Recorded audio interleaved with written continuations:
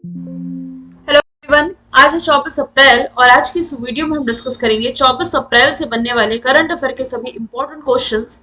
कल की क्लास में हमने देखा था कि चर्चे में रहा ड्रैगन फ्लाई रोटरक्राफ्ट मिशन। ये अमेरिकी स्पेस एजेंसी नासा से संबंधित है। फ्रांसीसी कार निर्माता कंपनी जिसका नाम है सिट्रोएन, इसने भारत में अपना ब्रांड एम्बेसडर बनाया है। महेंद्र सिंह धोनी को बिंदेश्वर पाठक को मरणोपरांत मिला है पद्म विभूषण। वर्ल्ड अर्थ डे 22 अप्रैल को मनाया गया। पूर्वी लहर अभ्यास जो कि नौसेना के द्वारा आयोजित किया गया। पूर्वी कमान का मुख्यालय है विशाखापट्टनम आंध्र प्रदेश में। प्राइम मिनिस्टर नरेंद्र मोदी ने महावीर निर्वाण महोत्सव का उद्घाटन किया राजधानी दिल्ली में। भारतीय ग्रैंड मास्टर है डी गुकेश, जिसने अभी हाल ही में कैंडिडेट शतरंज टूर्नामेंट का टाइटल जीता है। त्रिशूरपुरम फेस्टिवल केरला में मनाया गया। आर्टिमिस समझौते में शामिल होने वाला 38वां मेंबर कंट्री स्वीडन है। 39वां फिर इसमें स्लोवेनिया हो जाएगा, स्लोवाकिया, माफ कीजिएगा, स्लोवाकिया हो जाएगा। भारत पे ने अपना ब्रांड एम्बेसडर बनाया है किसे? नलिन नेगी को। तो चलिए शुरू करते हैं आज का हमारा पहला सवाल। सवाल है, हाल ही में भारत ने पहली बार किस देश को ब्रह्मोस मिसाइल निर्यात किया है? तो जब ये निर्यात करने वाला था तभी से चर्चे में था और अब फाइनली भारत ने पड़ोसी फिलीपींस को ब्रह्मोस मिसाइल निर्यात कर दिया है। फिलीपींस की यदि मैं बात करूं तो ये भारत से ज्यादा दूर नहीं है, चाइना के पास में ही आप इसकी लोकेशन देख सकते हैं। फिलीपींस जिसकी कैपिटल मनीला, करेंसी फिलिपीनी पेसो, राष्ट्रपति बॉनबांग मार्कोस है। तो चाइना का पड़ोसी ये जो फिलीपींस है, इसने इस मिसाइल को दक्षिणी चीन सागर में तैनात करेगा। यहाँ ये जो दक्षिणी चीन सागर है, यहाँ पर इस ब्रह्मोस मिसाइल की तैनाती की जानी है, जिसके के कारण चाइना की चिंता बढ़ गई है। दक्षिणी चीन सागर में फिलीपीन का जो स्पार्कली द्वीप है, इसी को लेकर के विवाद है जो कि चाइना के साथ चलते रहता है। बात की जाए इस ब्रह्मोस मिसाइल की, तो इसका नाम भारत की ब्रह्मपुत्र नदी और रशिया की मॉस्कोवा नदी के नाम पर पड़ा है। अब इसका निर्यात भारत ने किया है फिलीपींस को। तो फिलीपींस की बेसिक जीके के फैक्ट तो मैंने आपको बता दिए। यहां से आप रिलेट कर सकते हैं मनीला, क्योंकि मनीला में हेडक्वार्टर हो जाएगा एडीबी का, एशियन डेवलपमेंट बैंक का मुख्यालय। और इसके अलावा आप ये रिलेट कर सकते हैं अंतरराष्ट्रीय चावल अनुसंधान का मुख्यालय, ये आप मनीला फिलीपींस में ही पढ़ते हैं। इसके अलावा भारत में जो राष्ट्रीय चावल अनुसंधान संस्थान है वो आप पढ़ते हैं कटक ओडिशा में। तो दोनों में आप कंफ्यूज नहीं होंगे। अब ऑप्शन के थ्रू यदि हम देखें तो भारत ने गुयाना को क्या भेजा है? देखिए, गुयाना जो कि साउथ अमेरिकी कंट्री है, ये भारत से डोर्नियर विमान खरीदने जा रही है, जो कि हिंदुस्तान एरोनॉटिक्स कंपनी लिमिटेड द्वारा तैयार किया गया है। भारत और नेपाल के बीच में क्या कोई समझौता है? बिल्कुल है। अगले 10 वर्षों में 10,000 मेगावाट विद्युत के निर्यात यानी कि बिजली के निर्यात के लिए भारत का समझौता है पड़ोसी नेपाल के साथ में। और भारत नेपाल के बीच में संयुक्त सैन्य अभ्यास जिसका नाम है सूर्य किरण, ये भी आयोजित किया जाता है। श्रीलंका और भारत के बीच में आप कह सकते हैं पहली बार इंटरनेशनल क्रूज सर्विस की शुरुआत की जा रही है। और ये जो अंतरराष्ट्रीय क्रूज सर्विस है, ये तमिलनाडु से श्रीलंका को कनेक्ट करेगी। आगे चले, सवाल नंबर दूसरा है, इसरो के जो प्रमुख है एस सोमनाथन, इन्होंने कहां पर अंतरिक्ष सुरक्षा के लिए दिंगतारा मुख्यालय ओपन किया है? तो ये ओपन किया गया है रिसेंटली कर्नाटक की राजधानी बैंगलोर में। बैंगलोर में सैटेलाइट असेंबली और अंतरिक्ष निगरानी के लिए उन्नत सुविधाओं वाला इस दिंगतारा के वैश्विक हेडक्वार्टर का उद्घाटन किया गया।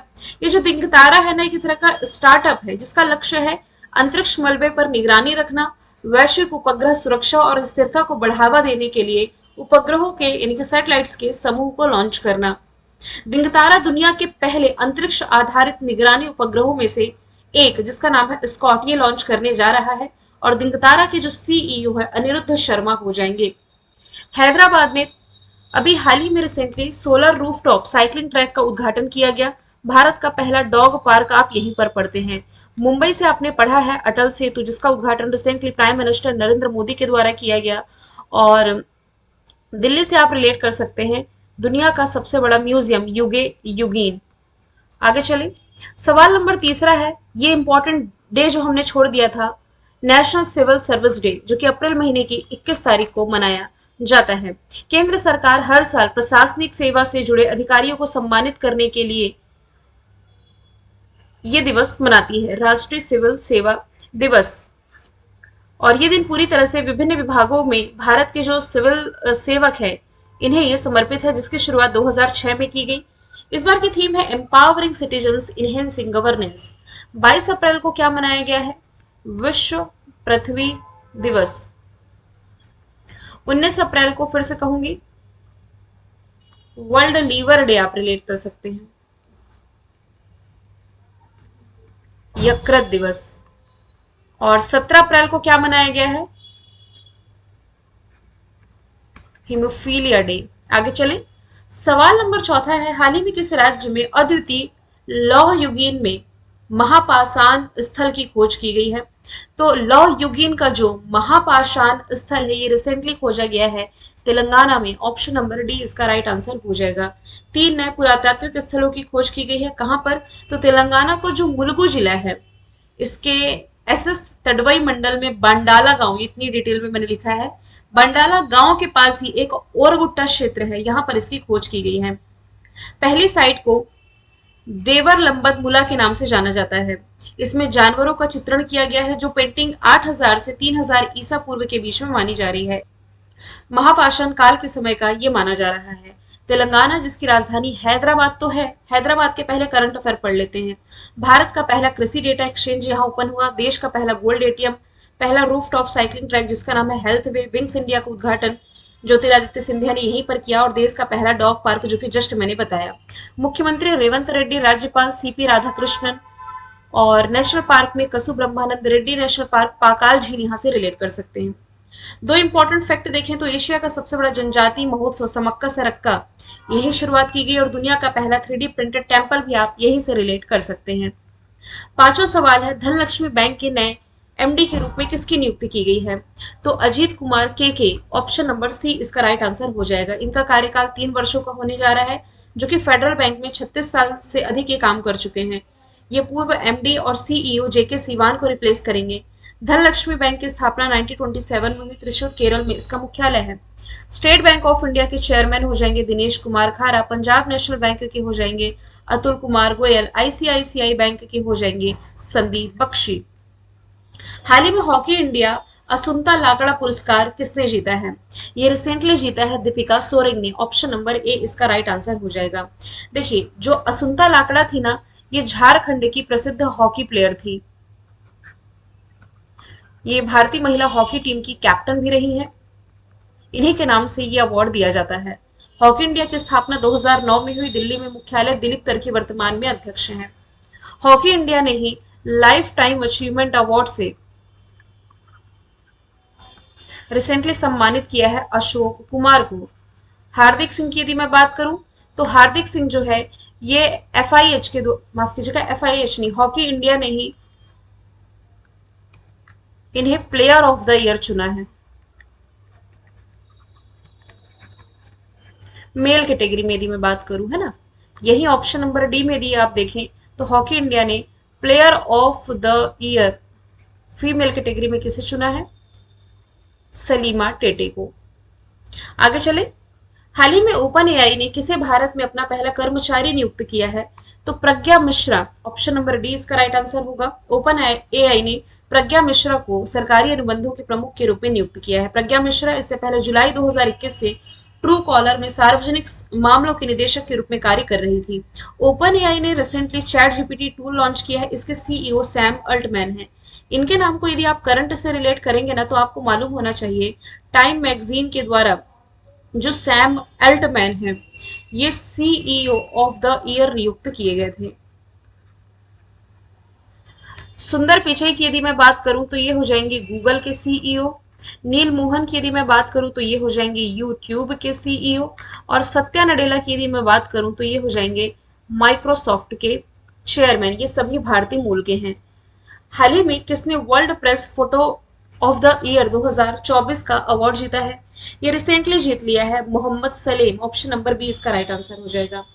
उन्होंने गाजा पट्टी में अपनी 5 वर्षीय भतीजी के शव को गोद में लिए हुए एक फिलिस्तीनी महिला की तस्वीर जो आपको दिखाई दे रही है, एक महिला है, ये 5 साल की अपनी भतीजी की डेड बॉडी हाथ में कैरी की हुई है। ये तस्वीर 17 अक्टूबर 2023 को गाजा के खान यूनिस में ली गई थी, जहां परिवार फिलिस्तीन इलाके में इजरायली बमबारी के दौरान मारे गए रिश्तेदारों की तलाश कर रहे थे। इस फोटो को फोटो ऑफ द ईयर चुना गया है। रिकेन यामामाटो, इनका नाम यदि आप रिलेट करेंगे तो इन्होंने प्रिजर आर्किटेक्चर अवार्ड, ये जो वास्तुकला के क्षेत्र का सर्वोच्च सम्मान है, इसे कहा जाता है प्रिजर आर्किटेक्चर अवार्ड, ये जीता है रिकेन यामामोटो। बात की जाए यदि प्रभा वर्मा की, तो इस साल का जो सरस्वती सम्मान है, जो कि के बिरला फाउंडेशन के द्वारा दिया जाता है, ये जीता है प्रभा वर्मा ने। और एम कृष्णा की यदि बात की जाए तो कर्नाटक संगीत के क्षेत्र में दिए गए कंट्रीब्यूशन के लिए जो संगीता कला निधि अवार्ड है 2024 का, ये इन्होंने ही जीता है। जब हाल ही में नेशनल फर्टिलाइजर लिमिटेड को निम्न में से किस प्रकार की पीएसयू यानी कि पब्लिक सेक्टर यूनिट का दर्जा मिला है, तो इसे मिला है नवरत्न पब्लिक सेक्टर यूनिट का दर्जा नेशनल फर्टिलाइजर लिमिटेड को। देखिए, तीन टर्म आपने पढ़े होंगे, नवरत्न, महारत्न, मिनी रत्न। बेसिक फर्क इसमें यही कि महारत्न कंपनीज में ना सरकारी हस्तक्षेप ज्यादा नहीं होता, मतलब कि महारत्न में जो पीएसयू होते हैं इन्हें विदेशी निवेश करने की अनुमति होती है और बिना सरकारी मंजूरी के 5,000 करोड़ तक इन्वेस्ट कर सकते हैं।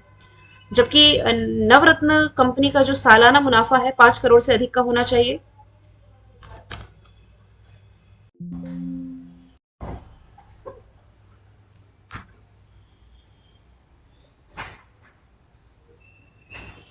अगला सवाल है, हाल ही में नेशनल फर्टिलाइजर लिमिटेड को निम्न में से किस प्रकार के पीएसयू यानी कि पब्लिक सेक्टर यूनिट का दर्जा मिला है, तो इसे अभी हाल ही में नवरत्न कंपनी घोषित किया गया है। आपने तीन टर्म पढ़े होंगे, नवरत्न, महारत्न, मिनी रत्न। देखिए, महारत्न कंपनीज वो होती है ना जिसमें सरकारी हस्तक्षेप ज्यादा नहीं होता, जैसे कि आपका gas authority of India limited हो गया, steel authority of India limited हो गया, इंडियन ऑयल कॉरपोरेशन, ये सभी आपके महारत्न कंपनीज के अंतर्गत आते हैं। जो नवरत्न कंपनीज होती है ना, इसका जो सालाना मुनाफा है 5,000 करोड़ से अधिक या नेटवर्थ 5,000 करोड़ से अधिक की होनी चाहिए। अभी शामिल किया गया है नेशनल फर्टिलाइजर लिमिटेड को, जिसकी स्थापना 1974 में की गई थी। नोएडा में मुख्यालय है, अध्यक्ष एस सरावनन है। नेशनल फर्टिलाइजर लिमिटेड एक रासायनिक उर्वरक, जैव उर्वरक और औद्योगिक रसायन का उत्पादन करती है। 10वां सवाल मैंने रिवीजन कर रखा है। आईएमएफ ने वित्तीय वर्ष 2024-25 के लिए भारत की जीडीपी जो अनुमानित की है 6.8% फोरकास्ट की है। ऑप्शन नंबर सी इसका राइट आंसर है। According to World Bank Bharat की जीडीपी रहेगी 6.6%। आईएमएफ की स्थापना 1945 में वॉशिंगटन डीसी में मुख्यालय, एमडी क्रिस्टिना जॉर्जीवा तो थी ही, 5 साल के लिए फिर से यही बन गई हैं। Deputy MD Gita Gopinath. Static GK में भारत के बायोस्फीयर रिजर्व हम पढ़े, किश्तवाड़ राष्ट्रीय उद्यान जम्मू कश्मीर में, पन्ना मध्य प्रदेश, संजय सतपुड़ा ये दोनों भी मध्य प्रदेश, केवला देव राजस्थान, इंद्रावती कांगेर छत्तीसगढ़, समुद्री राष्ट्रीय उद्यान गुजरात और पेरियार राष्ट्रीय उद्यान केरला। कल मैंने आपसे पूछा था स्पेस इंडिया के ब्रांड एम्बेसडर कौन बने, संजना सांघी राइट आंसर था। आज का सवाल है, राष्ट्रीय सुरक्षा गार्ड के नए प्रमुख कौन बने हैं, तो इसका आंसर जो भी है कमेंट बॉक्स में बताइएगा। हम मिलेंगे नेक्स्ट वीडियो में। Thank you so much.